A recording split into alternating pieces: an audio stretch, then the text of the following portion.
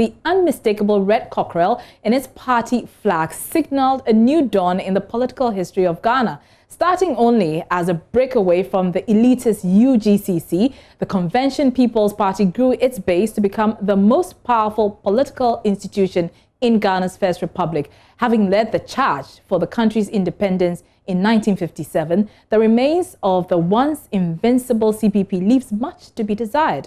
Well, ahead of the December polls, your election headquarters puts the lens on the minority parties and assesses their prospects beyond the latent roles they play in pushing elections into runoffs. Today, we pitch camp at Nkrumah's CPP. Manuel Coranting reports.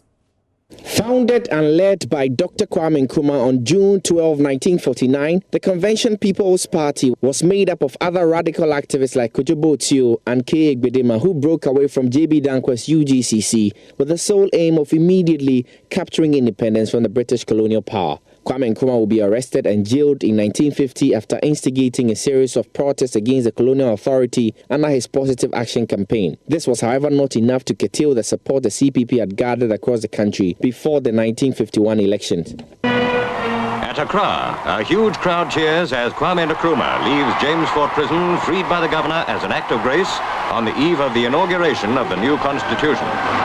In the recent elections, the communist-inspired Convention People's Party secured 34 out of 38 seats. The party's policy is self-government now. Already they demand all 8 seats open to Africans in the cabinet. They are prepared to accept office only to further their own aims. By 1956, the CPP had asserted its dominance in the Gold Coast, capturing 71 out of 104 parliamentary seats. The party's goal of immediate self-government was achieved in 1957 with Nkrumah as Prime Minister of newly independent Ghana. At long last, the battle has ended.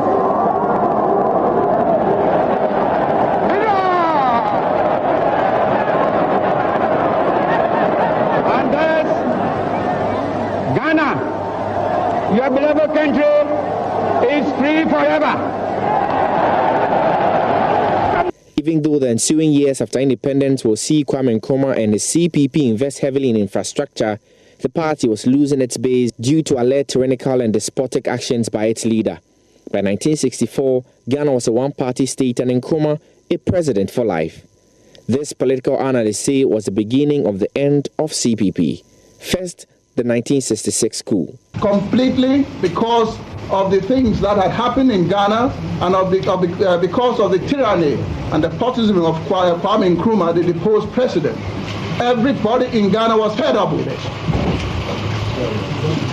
And therefore you could see this spontaneous result which followed the coup. Thereafter, the party will remain banned until two Nkrumah's parties, the National Convention Party and People's Convention Party, merged to re-establish it ahead of the 2000 elections.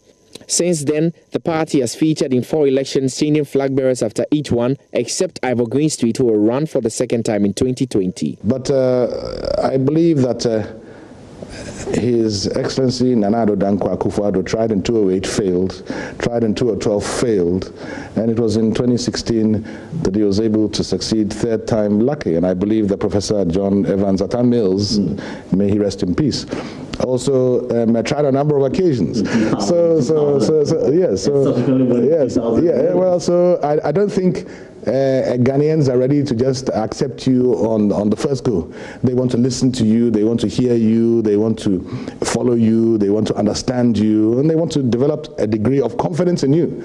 So once again, I'm going to offer myself and my party, in whose policies and programs I believe, to the people of Ghana. Indeed, the CPP is currently a pale shadow of its old self, losing its only Jomoro seat in 2012 and managing just 25,552 votes, representing 0.24% of total valid votes cast in the 2016 election. But will the 2020 polls be when it corrects the irony in its motto, forward ever, backward never? For JoyNews, Manuel Coranting.